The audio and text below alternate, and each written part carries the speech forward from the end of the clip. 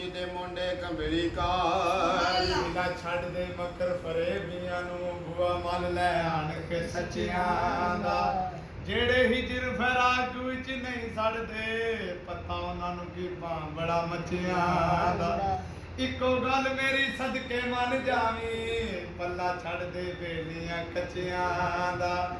ਅਰਸ਼ੀ ਨੂਰੀ ਵੀ ਉਹਨੂੰ ਨੇ ਸਲਾਮ ਕਰ ਦੇ ਜਿਹੜਾ ਹਾਲਤ ਹੈ ਅਲੀ ਦਿਆਂ ਬੱਚਿਆਂ ਦਾ ਜ਼ਹੀਰੋ ਖੌਫ ਨਹੀਂ ਰੱਖਦੇ